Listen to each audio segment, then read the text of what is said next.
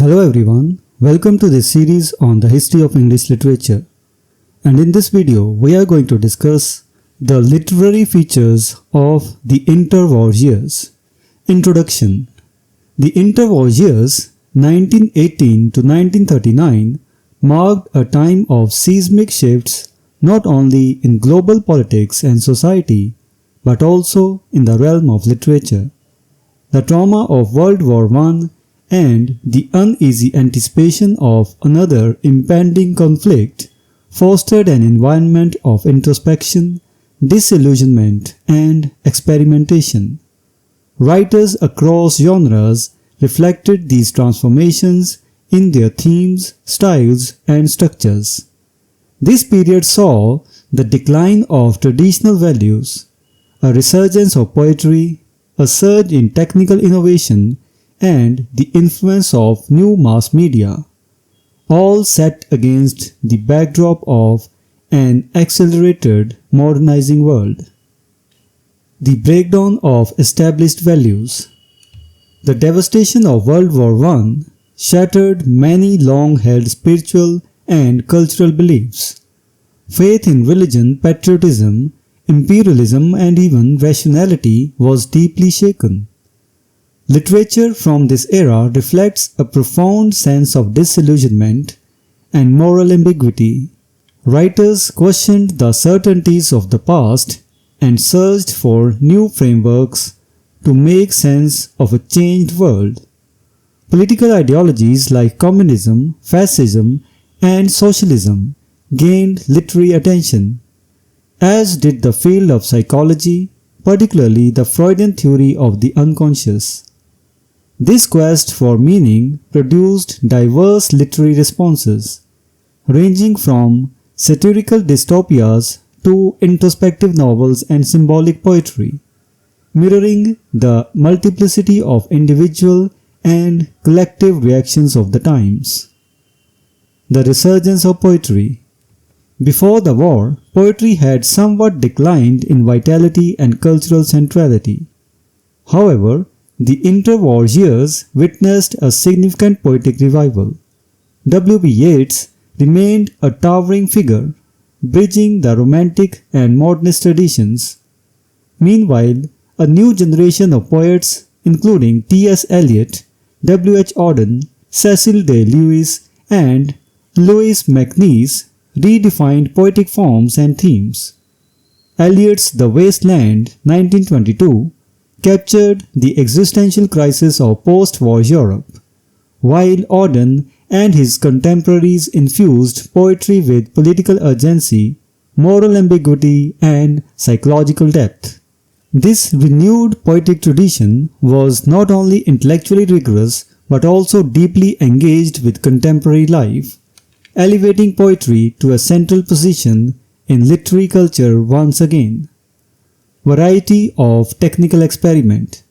The breakdown of traditional values inspired a corresponding break from conventional literary forms.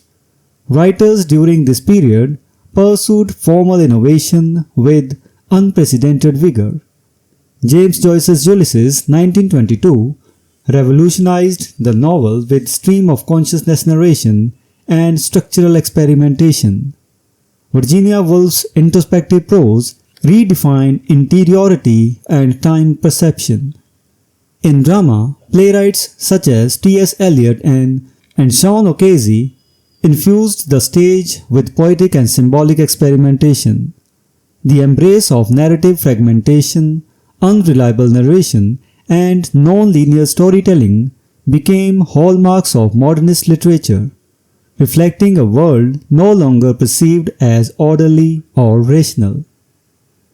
The influence of radio and cinema. The emergence of radio and cinema as powerful mass media altered the literary landscape in multiple ways. Radio democratized access to literature by bringing stories, plays, and discussions into everyday homes. This expanded audience exposure to literary content and offered new opportunities for writers to reach the public. Conversely, the abundance of trivial or escapist programming potentially diminished serious literary engagement. Similarly, the rise of cinema provided a dominant form of entertainment that often replaced reading as a leisure activity. While literature risked marginalization, cinema also influenced literary style. Montage, visual storytelling, and rapid scene transitions found their way into narrative techniques, particularly in modern novels. The speed of life.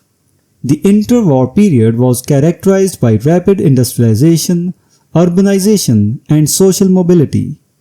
This speed of life, both literal and psychological, engendered a restless spirit in modern society.